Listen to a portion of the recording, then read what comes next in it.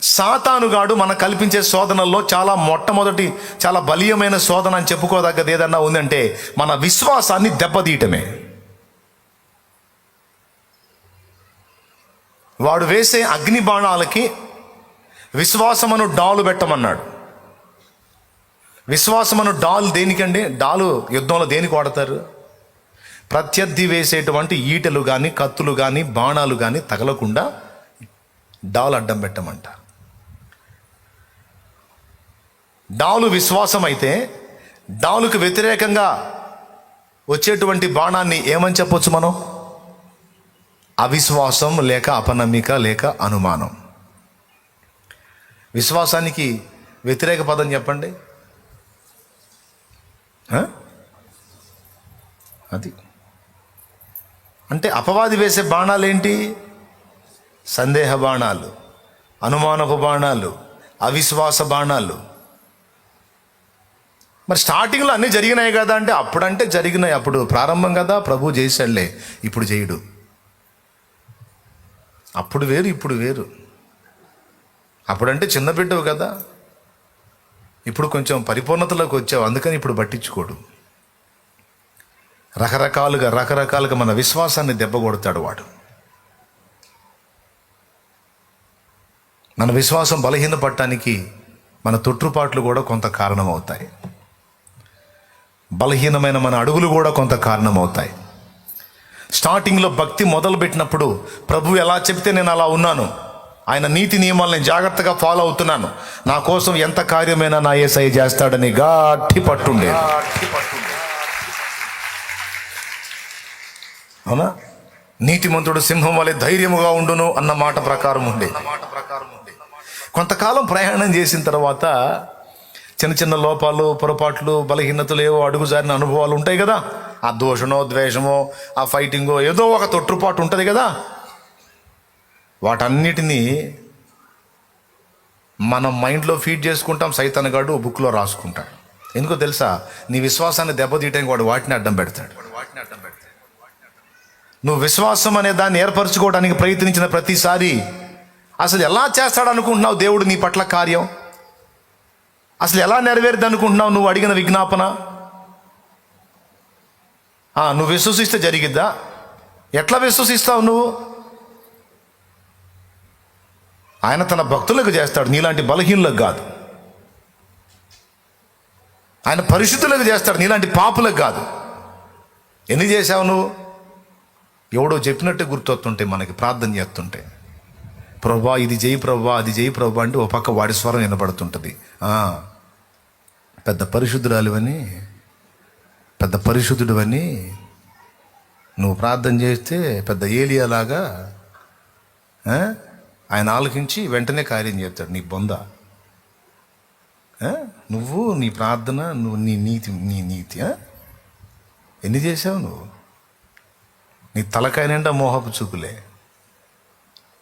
నీ చర్యలన్నిటా పాపమే, నీ ఆలోచనల నిండా దరిద్రమే. అసూయ లేదా నీలో? అవతల వాళ్ళ విషయంలో వ్యసన పడలేదా నువ్వు?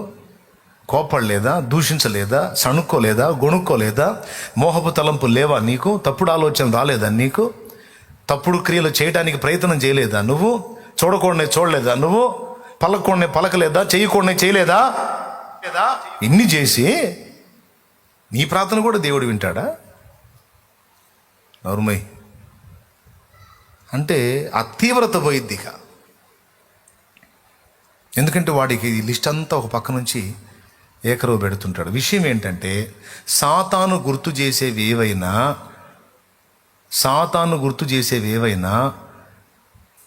దేవుని లిస్టులో ఉంటాయని అనుకోవటం మన భ్రమ.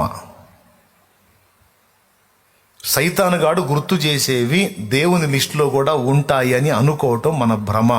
అదే వాడు పుట్టించేది మనకి. ఎందుకంటే చిన్నదే కానీ పెద్దదే కానీ మన వలన ఒక పొరపాటు జరిగినప్పుడు దేవుని ఎదుటికి వచ్చి మోకాళ్ళుని పశ్చాత్తాపతులమై ప్రాధేయపడి ప్రార్థించి మారు మనసు పొంది క్షమాపణ కోరినప్పుడు తత్క్షణమే దేవుడు దాన్ని తుడిచివేశాడు.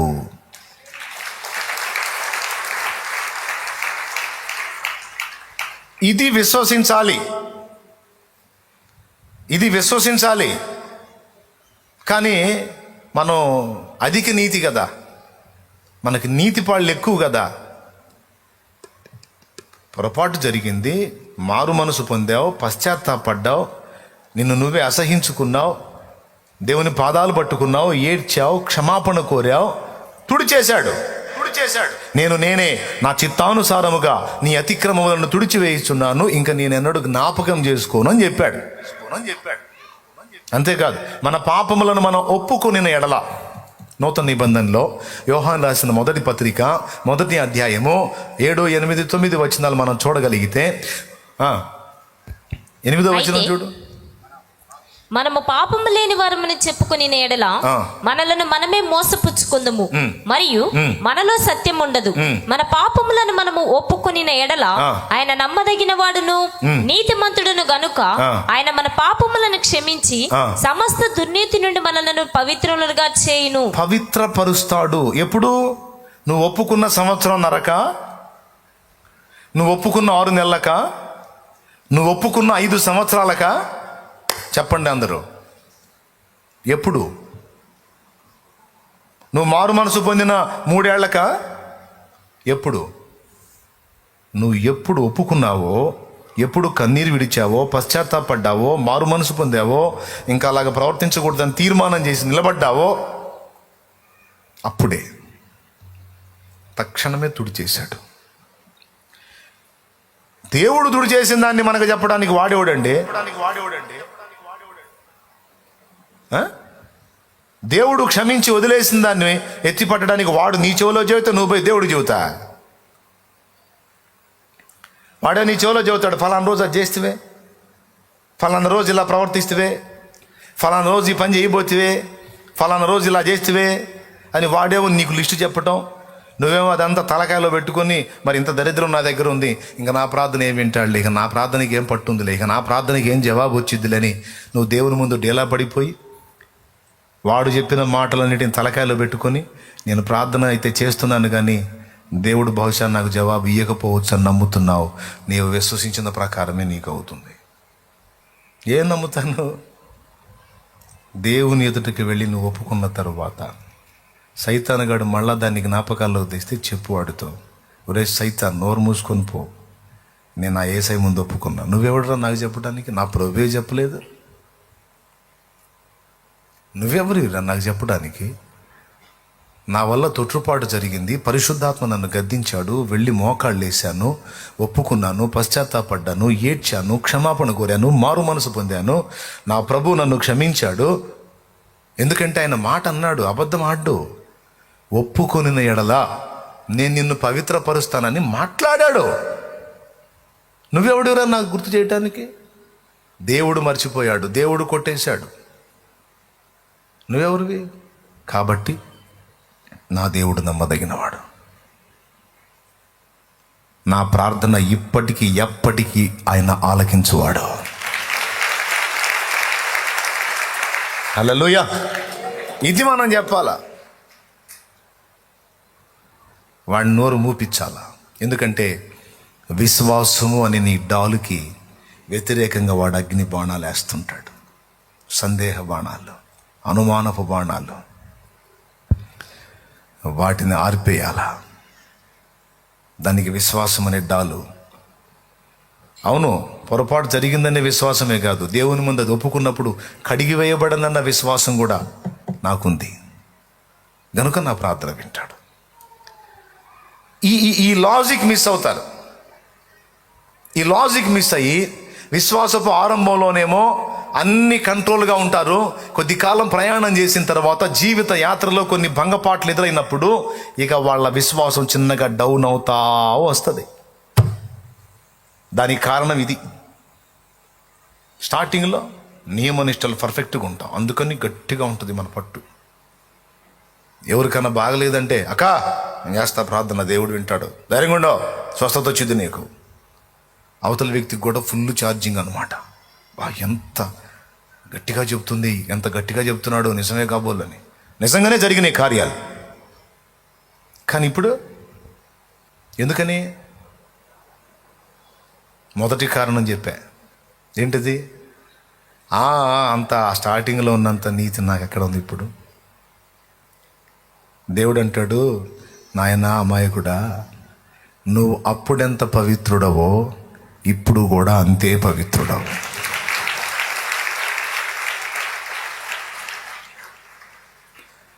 వైట్ షర్ట్ కొన్నానండి. ఫస్ట్ తెలిపే వాట మొదలు పెట్టినాక నలిపోయింది.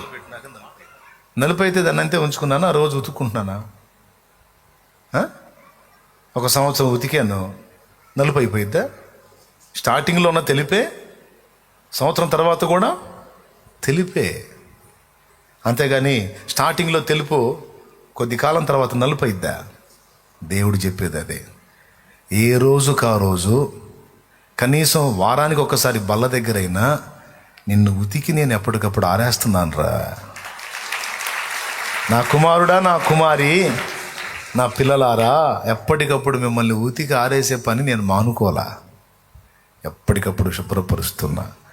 నువ్వు నా ఎదుటికి వచ్చి మోకాళ్ళు వేసినప్పుడు ఇది గుర్తుపెట్టుకో, ప్రారంభంలో నువ్వు ఎంత పవిత్రంగా నాకు కనపడతావో ఇప్పుడు కూడా నువ్వు నాకు అంతే పవిత్రంగా కనపడతావు.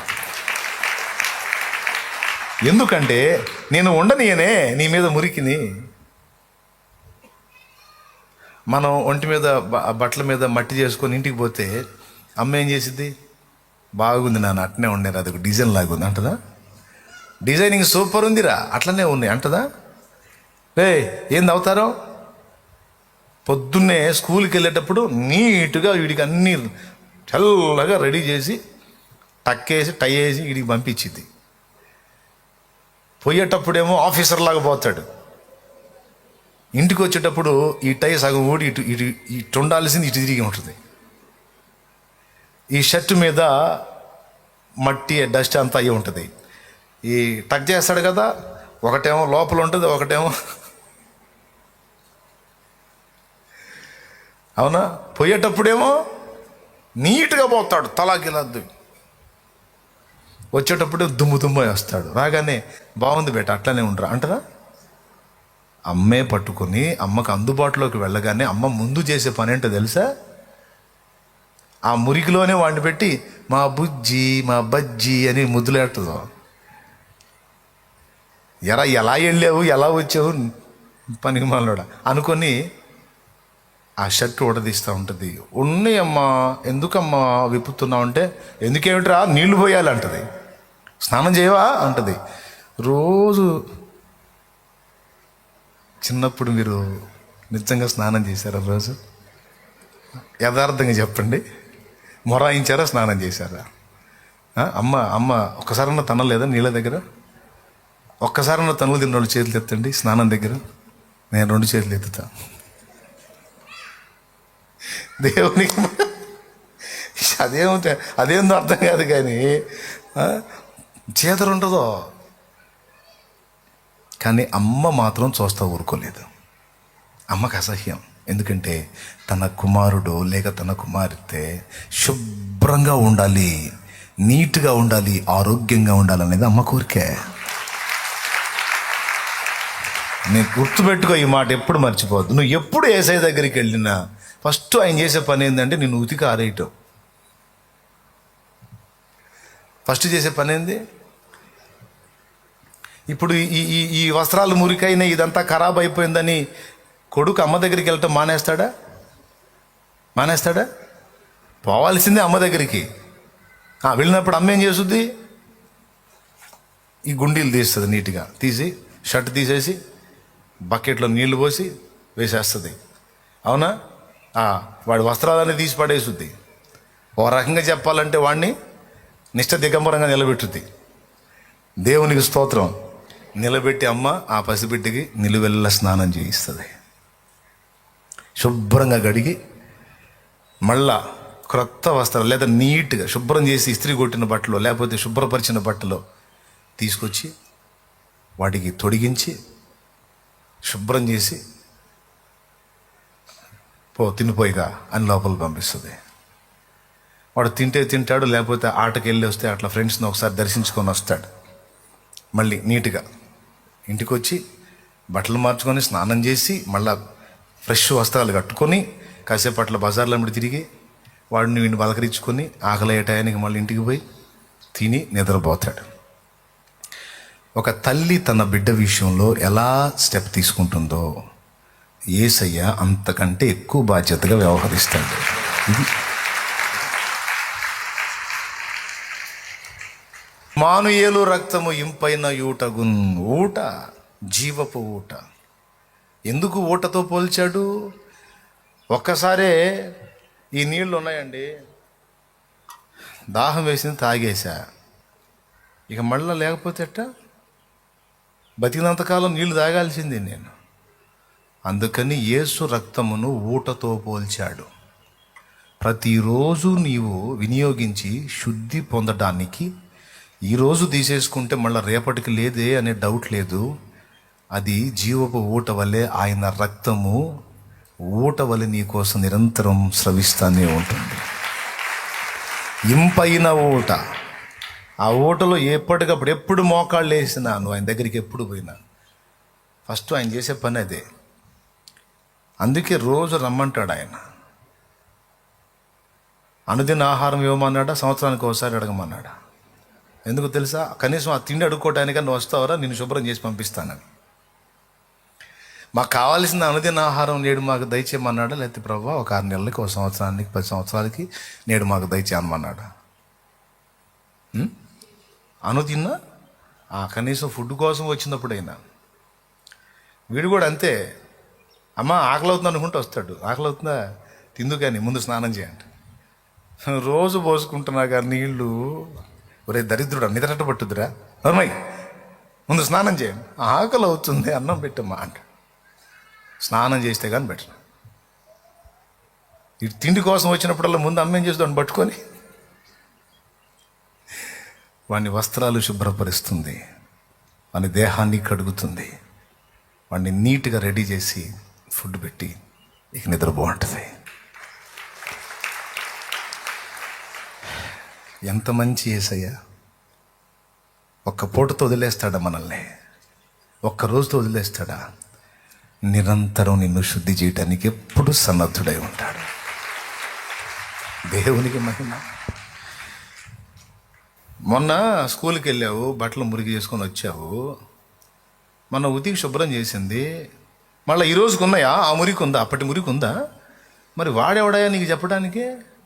ఫలానా రోజు అది చేసావు, ఫలానా రోజు ఇది చేసావు, ఫలానప్పుడు ఇట్లా చేసావు, నువ్వేం తక్కువ దానివా, నువ్వేం తక్కువ అంటే వాడిని ఏమనాలా? నువ్వు చూపించరా, ఎక్కడ ఉందో చూపించనాలా? అప్పుడే మా అమ్మ సర్ఫ్ ఎక్సెలా ఇప్పుడు రన్నింగ్లో ఉంది, ఏంది అది? సర్ఫ్ ఎక్సెలేనా? 2 రోజుల క్రితం ఫలానా మురికి డ్రెస్సులో కనపడ్డావు నువ్వు అని ఫ్రెండ్ అంటే, ఎక్కడుందిరా చూపించు, అవే బట్టలు రా ఇవి, చూపించు ఆ మురికేది. అవునరా ఇక్కడంతా అదంతా మురికైంది కదా, ఏమైందిరా? మా అమ్మ ఉతికి ఆరేసిందిరా. ఇంక నువ్వు భూతద్దం పెట్టినా దొరకవవి. సర్ఫ్ ఎక్సెల్ ఉందిగా, ఉతికి ఆరేసింది. కొంతమంది అడ్వర్టైజింగ్ వచ్చింది కదా, వాడన్నీ పూసుకుంటాడు. పూసుకొని మమ్మీ అంటాడు, సర్ఫ్ ఎక్సెల్ ఉందిగా అంటున్నా. దేవునికి స్తోత్రం. ఎక్కడన్నా నీవు తెలిసి కూడా పూసుకోడు. తెలిసి ఎవరన్నా కోరి మట్టి తీసుకొని అనుకుంటాడా? అనుకోడు. కానీ ఏందో మనం అలా పోయి వచ్చేసరికి అంత అట్లా అయిపోతుంది. మనకు తెలిసి కొంత, తెలియక కొంత. అవునా? అందుకే ఆయన అంటాడు, నా దగ్గరకు రా. ఎందుకు ప్రభువా? నిన్ను శుభ్రపరుస్తాను ఆయన, నిన్ను శుభ్రపరుస్తా. ఇప్పుడు సైతాన్ గాడు వస్తాడు, ఫలానా రోజు అన్నాడు అనుకో. ఏ రోజు? ఫలానా రోజు ఎవరు గుర్తుంది? ఫలానా రోజు ఇంత మురికి పని చేసి, ఏం మురికిరా నాకేం తెలుసు? నా కొరకు చిందిన యేసు రక్తములో అవన్నీ కడగబడ్డాయి. ఈ రోజుకి నేను పవిత్రుడనే. ప్రారంభంలో నన్ను తన రక్తము చేత శుద్ధి చేసినప్పుడు ప్రభు నేను ఎలా ఉన్నానో ఈరోజు కూడా నేను ఆయనకు అలానే ఉన్నాను. అరే మా నాన్నకు లేని ఇబ్బంది నీకెందుకురా? మా అమ్మకు లేని బాధ నీకెందుకురా? సైతాన్ పో. నువ్వెన్ని చెప్పినా నేను ఆయనకి ఇష్టమైన బిడ్డనే. ఆయన నన్ను ప్రేమిస్తున్నాడు, ఆయన నన్ను ప్రేమిస్తున్నాడు, ప్రేమిస్తూనే ఉంటాడు. నేను ఆయన ప్రేమ నేను నమ్ముతాను, కానీ నువ్వు చెప్పే మాటలు నేను నమ్మను. లూసిఫరు, నువ్వు చెప్పిన మాట నేను నమ్మను. వాడు మనలో కలిగించే అవిశ్వాసాన్ని దెబ్బకొట్టండి. వాడు మనలో పుట్టించే సందేహాలను అనుమానాలని దెబ్బకొట్టండి. అందుకు యేసు రక్తాన్ని వాడండి. యేసు రక్తమే జయమంటే సైతాను పోతాడంటే రహస్యం ఇది. ఏం లేదు, వాడు నీ పాపాల ప్రస్తావన తీసుకొస్తే వాడు మురికి మరక చూపించి మమ్మీ అంటే అమ్మ సర్ఫెక్సల్ ఉందిగా అంటది కదా. వాడొచ్చి నీ పాపపు డాగును చూపిస్తే వెంటనే యేసు రక్తం ఉందిగా, సర్ఫెక్సల్ ఉందిగా, మురికి చేసుకున్నా పర్వాలేదు అని ఆమె అంటది. ఇప్పుడు యేసు రక్తం ఉందిగా, మురికి చేసుకొని ఏసై అనడు, తాట తీస్తాడు. మళ్ళీ అటుపోతారు. అందుకని చెబుతున్నాను నేను, మనోళ్ళు మామూలు కాదుగా. గడ్డి తినే చేష్టాలు చేసేదని యేసు రక్తం ఉందిగా అంటే నీ పళ్ళు నా పళ్ళు ఇద్దరు పళ్ళు రాలు పడతాడు ఆయన. ఎరా నేను రక్తం చిందించింది ఇది చూపించుకొని పొరలాడటానికి ఆ పందిలాగా బురదలో దరిద్రుడా అంట. కొంతమంది అట్ట తీసుకుంటాడు దీన్ని పెద్ద మనసుతో, ఇద్దరిని కలిపి కొడతాడు. ఎందుకు వచ్చిన గొడవ? అట్లాంటి పని చేయకండి. తెలిసి మనం ఏ తప్పు చెయ్యరాదు. తెలిసి తెలియక ఏదన్నా జరిగితే శత్రువు దాన్ని తీసుకొస్తే యేసయ్య రక్తం చూపించు. నీలో ఉన్న విశ్వాసాన్ని దెబ్బకొట్టి ప్రార్థన చేసిన నీలో డౌట్ ఉంటుందిగా. మంచివాడినైతే నా ప్రార్థన, మంచిదాన్ని అయితే నా ప్రార్థన దేవుడు వింటాడు, కానీ అష్టవంకర్లు పెట్టుకొని నా ప్రార్థన దేవుడు వింటాడా? సరే ఇంటి అన్నాడు, లేకపోతే అది అడుగుదాం. ఎట్లుంటుంది మంది? యథార్థం చెప్పండి, అవునా కాదా? ఖచ్చితంగా నా ప్రార్థన వింటాడు, నేను ఆయన బిడ్డని అనే నిశ్చయిత ఉంటుందా? మోకాళ్ళు ఇయ్యగా ప్రార్థన చేస్తుంటే ఎప్పుడెప్పుడో చేసినవన్నీ గుర్తొస్తుంటాయి, ఎక్కడెక్కడో పొరపాటు పడ్డాయన్నీ గుర్తొస్తుంటాయి. ఆ గుర్తొచ్చేది ఏందనుకున్నా వాడు చేసే పని. అసలు మనకెప్పుడు గుర్తు రావాలి అంటే తక్షణమే. పరిశుద్ధాత్మ చేసేది ఏంటంటే, ఒక పొరపాటు నీ వల్ల జరిగితే దాన్ని 6 నెలల తర్వాత నీ జ్ఞాపకంలో తేవటం కాదు, వెంటనే నిన్ను కదిలిస్తాడు ఆయన. అది పరిశుద్ధాత్మ చేసే పని. వెంటనే నిన్ను ఒప్పిస్తాడు. ముందు వెళ్ళు, పద, శుభ్రం చేస్తా పదాన్ని పరిశుద్ధాత్మ తీసుకెళ్ళి యేసు రక్తంలో నిన్ను కడిగి వెంటనే శుభ్రపరిచి మళ్ళీ లైన్లో నిలబెడతాడు. మోకాళ్ళేసి ప్రార్థనలో ఉన్నప్పుడు ఎన్ని గుర్తొస్తున్నాయి అంటే పరిశుద్ధాత్మ గుర్తు చేస్తున్నాడు అనుకోవాక. పరిశుద్ధాత్మ ఎప్పటిదప్పుడే నీ జ్ఞాపకంలో తెచ్చి నిన్ను మోకాళ్ళు లేపిస్తాడు ఆయన.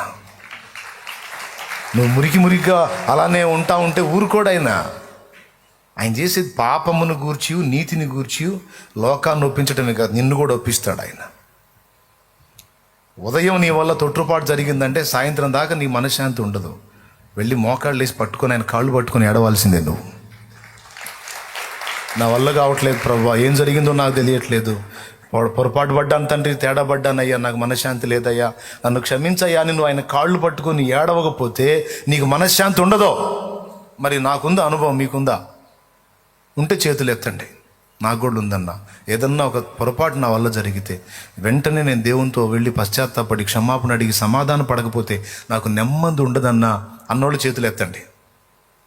ఈ ఈ ఈ ఫీలింగ్ ఎంతమందికి ఉందో వాళ్ళందరూ ఆత్మచేత నడిపించబడుతున్నారు. పరిశుద్ధాత్మ ఆన్ ది స్పాట్ చేసేస్తాడు నిన్ను. పొరపాటు జరిగితే నీ వల్ల గుచ్చటం మొదలు పెడతాడు.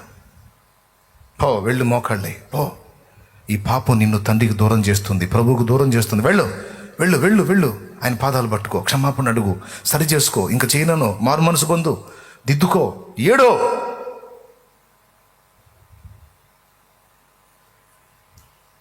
అప్పుడు వెళ్ళి దేవుని పాదాలు పట్టుకొని ఏడ్చింది ఆయన. నోరు సరైన ప్రభా, తప్పు చేశానయ్యా, ఇట్లా దురాలోచన చేశానయ్యా, తప్పు చేయబోయానయ్యా, ఇట్లా చేశానయ్యా, అట్లా చేశానయ్యా, క్షమి. ఆయన నువ్వు కన్నీరు కాచినప్పుడు ఆయన రక్తం నీ మీదకి వస్తుంది. వాగ్దానం చేశాడు కదా, ఒప్పుకున్న ఎడల ఆయన రక్తము మన పాపములన్నిటినీ కడిగి సమస్త దుర్నీతి నుండి మనల్ని పవిత్రులుగా ఆయన చేస్తాడు. వెంటనే చేస్తాడా, తాగి చేస్తాడా? వెంటనే. మరి అప్పుడే అయిపోయింది దానికి.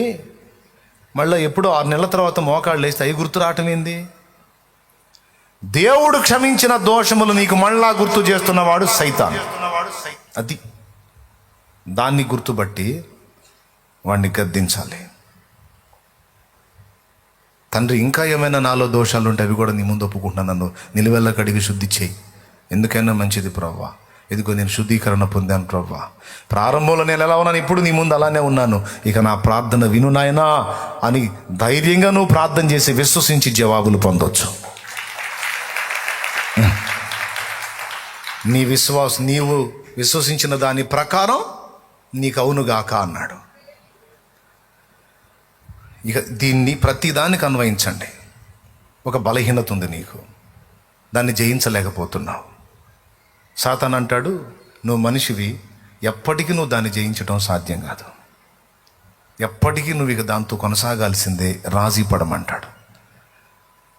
దేవుడు అంటాడు, నువ్వేం నమ్ముతున్నావు అంటాడు. ప్రవ్వా, ఇక మరి ఇది జయించలేను ప్రవ్వా, ఇక అంతే నాయనా అంటావా? లేదు ప్రవ్వా, నీవు సహాయం చేస్తే నేను జయిస్తా తండ్రి. ఇప్పుడు ఏది నమ్ముతున్నావు? నీవు నాకు హెల్ప్ చేస్తే నేను జయిస్తా ప్రవ్వా. నీవు విశ్వసించిన ప్రకారమే నీకు అగునుగాక అంటాడు. ఒక వ్యసనమైన, ఒక పాపమైన, ఒక పొరపాటు క్రియ అయినా ఏదైనా సరే దాన్ని నువ్వు అధిగమించ శక్తి దేవుడు ఇవ్వగలడని నమ్మి విశ్వసించిన ప్రకారం నీకు అగునుగాక అంటాడు ఆయన. అప్పుడు ఎంతటి బలహీనత మీదైనా నీకు జయం వస్తుంది. కానీ అది విశ్వసించాలి, నమ్మాలి. నమ్మి దాని విషయంలో విడుదల కొరకు ఆసక్తితో పట్టుదలగా ప్రార్థించాలి. ఆసక్తితో పట్టుదలగా ప్రార్థించినప్పుడు నువ్వు మనస్ఫూర్తిగా దాన్ని అసహించుకుంటున్నావు, దాన్ని ఇష్టపడట్లేదని దేవునికి సాక్ష్యం. అలా నువ్వు చేయలేదనుకో, ఇంకా నువ్వు నీ హృదయంలో దాన్ని ప్రేమిస్తున్నావు అని అర్థం. అది చేయొద్దు అని నువ్వు నిర్ణయించుకుంటే, అది ఏ బలహీనత అయినా, ఏ వ్యసనమైనా అది వద్దు అని నువ్వు అనుకుంటే, దాని విషయంలో దేవుని ముందుకెళ్ళి హృదయపూర్వకంగా దేవుని అడగాలి, నాకు అది ఇష్టం లేదు, నేను దానిలో కొనసాగుతాను అని కూడా నమ్మట్లేదు, నువ్వు ఖచ్చితంగా దాని నుంచి నన్ను విడిపిస్తావని నమ్ముతున్నాను, నేను ఖచ్చితంగా దాన్ని జయిస్తానని నీ శక్తితో. నాకు అది ఒక ఎక్కలేనంత ఎత్తైన కొండలాగుంది, కానీ నీ శక్తితో నేను దాన్ని ఎక్కుతానని నమ్మకం నాకుంది, విశ్వాసం నాకుంది. నువ్వు నన్ను ఎక్కిస్తావు దేవా అని నువ్వు విశ్వసించగలిగితే, ఎంతటి బలహీనత నిన్ను శోధించేదైనా దాన్ని నువ్వు జయించగలుగుతావు, డౌట్ లేదు. ఇక అది నీ బలహీనతల విషయమే కావచ్చు, నువ్వు పోరాడుతున్న సమస్యల విషయమే కావచ్చు, నువ్వు ఎదుర్కొంటున్న ఆర్థిక ఇబ్బందులు కావచ్చు, నువ్వు ఎదుర్కొంటున్న ఆత్మీయ దారిద్ర్యం కావచ్చు, ఇక నువ్వు దేనికి దాన్ని మెన్షన్ చేసుకుంటావు చెయ్యి. ఆర్థిక దారిద్ర్యంతో బాధపడుతున్నావు, దేవుడు అంటున్నాడు, ఇది చేయగలనని నీవు నమ్ముచున్నా. అవును ప్రభువా, ఈ దారిద్ర్యం నాకు అట్టే కాలం ఉండదు, నీవు నాకు దీని నుండి విడుదలనిచ్చి నన్ను సమృద్ధితో దీవిస్తావు. నేను నమ్ముతున్నా దేవా, నేను నమ్ముతున్నా యేసయ్యా, నా కోసం నువ్వు అద్భుతం చేస్తున్నావు, నాకు డౌట్ లేదు ప్రభువా. మాట చెప్పడమే కాదు, హృదయంలో ఆ విశ్వాసం ఉండాలి. అందుకే చెప్తున్నా, నీ కోరిక చొప్పున కాదు, నీవు విశ్వసించిన దాన్ని చొప్పున దేవుడు చేస్తాడు, అంతే. ఎంత వేదనైనా ఉండని దాని నుంచి విడుదల దొరుకుతుందని నువ్వు నమ్మాలి. శతాధిపతి చూపినట్టు ఇలాంటి విశ్వాసాన్ని మనం కనపరచగలిగితే ఆయన ఆశ్చర్యపోయి సంతోషించి, నీవు విశ్వసించిన ప్రకారమే నీకగునుగాక అంటాడు. అట్లా కాకుండా సైతాను మాటలు విని, నేను అలా కదా, నేను ఇలా కదా, అప్పుడంటే అది వేరు, ఇప్పుడు ఇంకా ఏముందిలే, ఇంకా నా ప్రార్థనకి విలువే ఉంది, అంత అయిపోయింది కదా అన్నట్టుగా వాడి మాటలు విన్నావు అనుకో, నీలో ఉన్న అపనమ్మికకు, అవిశ్వాసానికి ఆయన ఆశ్చర్యపడతాడు. ఎందుకంటే మరి నువ్వు ఆయన కార్యం చేస్తాడని నిరీక్షించలేకపోతున్నావు కదా, విశ్వసించలేకపోతున్నావు కదా. దానికి సైతాను గారు చెప్పే సాకులన్నీ నెత్తిన పెట్టుకొని నిన్ను నువ్వే ఖండించుకుంటున్నావు కదా. అది కూడా దేవుణ్ణి ఆశ్చర్యపరిచింది.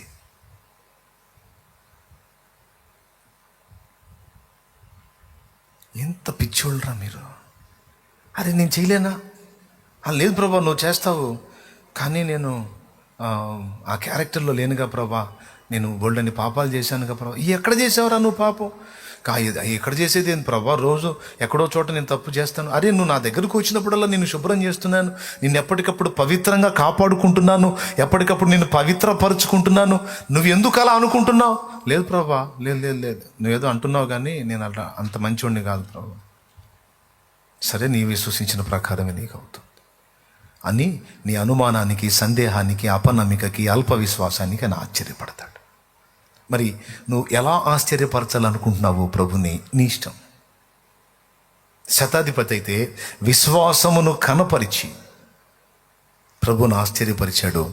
యూదులైతే, తాము విశ్వాసులమని చెప్పుకుంటున్న యూదులైతే, తాము దేవుని వారం అని చెప్పుకుంటున్న యూదులైతే, తాము అబ్రహాము సంతతి అని చెప్పుకుంటున్న, విశ్వాసులకు తండ్రి అయిన అబ్రహాము సంతతి అని చెప్పుకుంటున్న యూదులైతే ఆయనను అపహసించారు, అనుమానించారు, సందేహించారు. ఆయన యందు విశ్వాసం ఉంచలేదు గనుక ఆయన వారి అవిశ్వాసమునకు ఆశ్చర్యపడెను. పేరుకేమో విశ్వాసుల తండ్రి అయిన అబ్రహాం సంతానం, కానీ ప్రభు విషయంలో వాళ్ళు అవిశ్వాసులు. ఇది ఆశ్చర్యం కదా. ఇక్కడేమో అన్యుడు, లెక్క ప్రకారం అవిశ్వాసులలోని వాడు, చర్య చూస్తేనేమో గొప్ప విశ్వాసం. మరి నువ్వు ఎలా ఉంటావు? యూదుల్లాగా ఉంటావా? పేరుకి క్రైస్తవుణ్ణి, ప్రభు బిడ్డనని చెప్పుకుంటూనే తట్టెడు సందేహాలు సైతాన్ ద్వారా తలకాయలో తెప్పించుకొని దేవుని కార్యాలను శంకిస్తూ, అనుమానిస్తూ, సందేహపడుతూ, విశ్వాసం అన్న పేరే కానీ తలకాయ నిండా అవిశ్వాసమే, అనుమానాలే, ఏందోలే అనే నిరుత్సాహాలే, నిట్టూర్పులే, సణుగులు, గొణుగులు, సంశయాలే. ఎట్లా ఉంటావా? లేకపోతే నో, నేను దేవునికి ఇష్టురాల్ని, నేను దేవుని సంబంధిని, ఒకవేళ నా దోషములుంటే ఎప్పటికప్పుడు నన్ను కడిగి శుద్ధి చేశాడు నా ప్రభు, నేను ఆయన ఎదుట పవిత్రంగానే ఉన్నాను. అది నేను చేసుకున్న పవిత్రత కాదు, ఎప్పటికప్పుడు నా యేసయ్యే నన్ను పవిత్రపరిచాడు. గనుక నా ప్రార్థన గాక ఎవరు ప్రార్థన వింటాడు? నేను గాక ఇంకా ఆయనకి ఇష్టమైన బిడ్డ ఎవరు? నాకు గాక ఇంకెవరికి చేస్తాడు ఆయన? తప్పకుండా చేస్తాడు, నాకు డౌట్ లేదు. నా ఆత్మీయ జీవితాన్ని వెలుగొందింపజేస్తాడు, నా ఆర్థిక స్థితిగతులు మెరుగుపరుస్తాడు. ఈరోజు ఒకళ్ళకి చేయి చాపే స్థితిలో నేను ఉన్నాను, ఒక దినం వస్తుంది అనేకులకి ఇచ్చేటట్టు నన్ను నా దేవుడు చేస్తాడు. త్వరలోనే ఈరోజు కదలలేని మెదలేని స్థితిలో నేను పడున్నాను. కొద్ది దినముల్లో నేను అందరి వల్లే తిరుగుతాను. ఆ శక్తి నాకు నా దేవుడు ఇస్తాడు, సందేహం లేదో. నేను నమ్ముతున్నాను.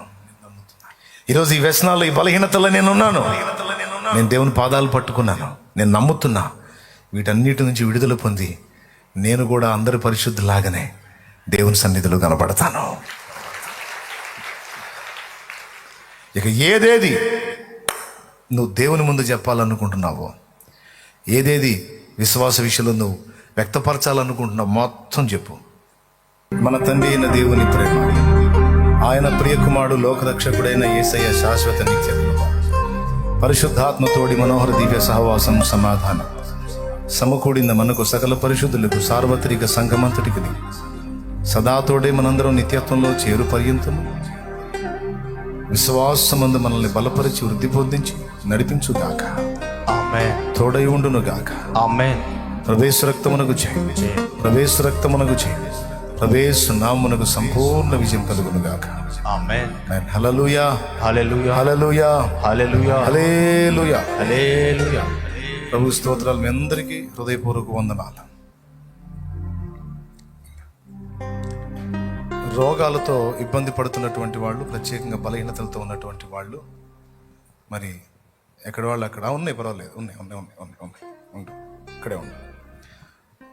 బలహీనతలతో బాధపడుతున్నటువంటి వాళ్ళు మరి కళ్ళు మూసి ప్రత్యేక ప్రార్థనలు ఏకీభవించండి. ఈ ఇప్పుడే దేవుని యొక్క హస్తం మీ మీదకి వచ్చి స్వస్థపరుస్తుందని మీరు నమ్మండి. ఎందుకంటే నేను ఒక మాట చెప్పటం కాదు, మీరు విశ్వసించాలి కూడా. శతాధిపతి అన్నాడు, మాట మాత్రం సెలవివ్వు అని. దేవుడు ఒక మాట సెలవిచ్చినట్లు ప్రార్థన చేస్తాను. ఆయన కార్యం మీ జీవితంలో చూస్తారు. రోగులైనటువంటి వాళ్ళందరి కొరకు, స్వస్థత కొరకు విశ్వాసంతో ప్రార్థన చేస్తాను. ఇతర సమస్యలతో నలిగిపోతున్న వారి కొరకు కూడా విశ్వాసంతో ప్రార్థన చేస్తా. ఏ సందేహం పెట్టుకోవద్దిగా, నీ ప్రాణానికి అపాయం లేదు. దేవుని బలమైన ఆత్మకార్యం మీరు చూస్తారు నమ్మితే. అనుమానం పెట్టుకున్నారా, డౌట్స్ పెట్టుకున్నారా, ఇదో కాదో అనుకున్నారా? కాదు, నువ్వు విశ్వసించిన ప్రకారం జరిగింది.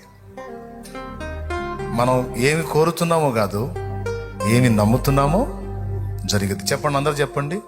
ఏది కోరుతున్నామో అది కాదు, ఏది విశ్వసిస్తున్నామో అదే జరిగింది. సో రోగాలతో ఉన్నవాళ్ళు, మీ శరీర బలహీనత విషయమై ఇబ్బంది పడుతున్న వాళ్ళు మీ తల మీద చేయి ఉంచండి, ప్రార్థన చేస్తాం. నిలువెల్లా దేవుడు తాకి స్వస్థపరచాలని. ఎవరెవరు ఏ విధమైన మానసిక ఒత్తిడి, ఆందోళన, గలిబిలి, బలహీనత, శరీరంలో వైరస్ ఏదైనా కావచ్చు, స్వస్థత కొరకు మీ పక్షంగా నేను దేవునికి ప్రార్థన చేస్తా. నా విషయంలో నాకు దేవుడు నన్ను కనికరించి నా ప్రార్థన వింటాడన్న విశ్వాసం నాకుంది. మీరు కూడా అదే విశ్వాసాన్ని కలిగి ఉండండి. దైవజనుడు ప్రార్థించినప్పుడు దేవుడు నా కొరకు గొప్ప కార్యాలు చేస్తాడు, స్వస్థత కార్యం జరిగిస్తాడని నమ్ము. ప్రార్థన. పరిశుద్ధుడు అయిన మా తండ్రి, ప్రేమా స్వరూపిక దేవా, నీకు స్తోత్రం. ఇక్కడ నా ముందు ఉన్న వాళ్ళు కావచ్చు, ఈ లైవ్ ద్వారా వీక్షిస్తున్న వాళ్ళు కావచ్చు, ఎవరెవరు ఏ విధమైన సమస్యలో, వ్యాధిలో, రోగపీడితులై బలహీనలై ఉన్నారో వారి కొరకు ప్రార్థన చేస్తున్నాను. విశ్వసించువాడు కలవరపడడు అని సెలవిచ్చాం. నీవు నన్ను విశ్వసిస్తే కలవరపడాల్సిన అవసరం లేదు. ఏ తెగులు నిన్నేమీ చెయ్యదు. నేనే నిన్ను స్వస్థపరచువాడనని నీవు మాకు ఎంతో ధైర్యాన్ని ఇచ్చే దేవుడు అయి ఉన్నావు. అదే విశ్వాసంతో బిడ్డలందరి కొరకు ప్రార్థన చేస్తున్నా. మందులు మాకులు మేము వాడకుండా లేము. వైద్యుల్ని మేమేమి తిట్టము, తిరస్కరించము. కానీ వారికి కూడా అవి కానీ కొన్ని సమస్యలు ఉన్నాయి. వైద్య శాస్త్రానికి కూడా అంతు చిక్కని శోధనలు ఉన్నాయి. అలాంటి మొండి వ్యాధులు, బలహీనతలు ఎంతమందిని పట్టి పీడిస్తున్నాయో, దయ్యపు శోధనలు ఎంతమందిని అల్లాడిస్తున్నాయో, వాటన్నిటిలో నుంచి ఈవేళ ఇదిగో బిడ్డలందరూ విడుదల పొందుదురుగాక. ఆమేన్. దేవా, విశ్వాసంతో చేస్తున్న ఈ ప్రార్థన విను. బిడ్డలందరూ నీ పేరు పేరు వరుసన నీ చల్లని చేయి వారి మీదికి రాని. మళ్ళా శుక్రవారానికల్లా ఒక అద్భుతమైన మార్పు వారి శరీరాల్లో కనబడాలి. ఆమేన్. మళ్ళా శుక్రవారానికల్లా సాక్షులుగా వచ్చి నీ సన్నిధిలో నిలబడాలి. ఆమేన్. వారు ఏ వ్యాధి కలిగి ఉన్నా, అది ఎలాంటిదైనా కావచ్చు, క్యాన్సర్ కావచ్చు, క్యాన్సర్లో దాదాపు 13 రకాలు ఉన్నాయి.